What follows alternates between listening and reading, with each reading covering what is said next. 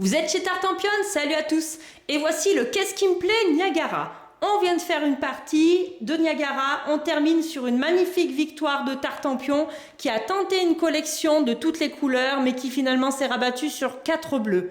Avec Tartampionnette, ils m'ont bien mis des bâtons dans les roues car ils ont vu que j'allais remporter la partie. Moi, j'avais déjà mes 3 violets qui étaient prêts à gagner, mais ils m'ont coupé la chic en prenant tous les violets sous mon nez. J'avais plus rien. Ils m'ont doublé, ils m'ont tout chippé dans ma barque. J'ai tenté une collection de chaque couleur, mais je n'ai jamais réussi à avoir ce diamant jaune qui pourtant m'est passé sous le nez plus d'une fois. Et oui, cette rivière avance, elle avance, elle avance, et puis elle nous fait perdre. Voilà ce qui me plaît dans Tartampion, dans Niagara. Regardez, c'est le matériel, c'est le jeu. Hop là, cette rivière qui est fluide et qui nous casse la tête parce qu'on essaye de calculer de combien elle va avancer, mais ça n'est pas évident. Il y a un petit effet mémoire, il faut se rappeler ce que les autres joueurs ont mis comme carte. Comme ça, plus on a mis de cartes ici, plus on peut se dire, bon, je crois qu'il a déjà joué tant de cartes, il va forcément être obligé de sortir un petit chiffre, donc la rivière n'avancera pas de beaucoup. Ils le mettent à partir de 8 ans, oui, parce que les règles sont fluides, mais alors pour calculer, attention, il ne faut pas jouer contre un adulte qui est mauvais perdant, hein. 2 petits points de règle s'il vous plaît que j'ai oublié de vous préciser dans les explications.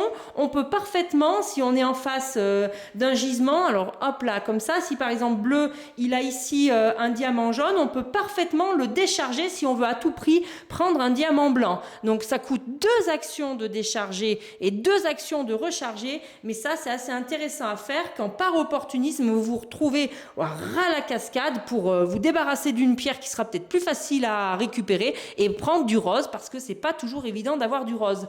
Autre point de règle que j'ai peut-être pas très bien expliqué, c'est par rapport à l'avancement de la rivière, hein.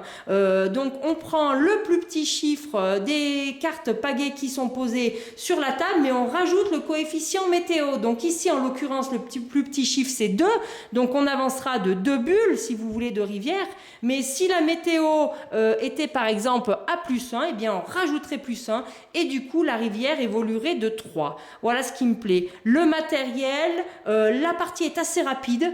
Le rapport entre le matériel et le thème. Cette rivière vraiment qui avance. Voilà, le jeu est très sympa par sa mécanique. Faut bien calculer, pas forcément jouer tout le temps les gros chiffres.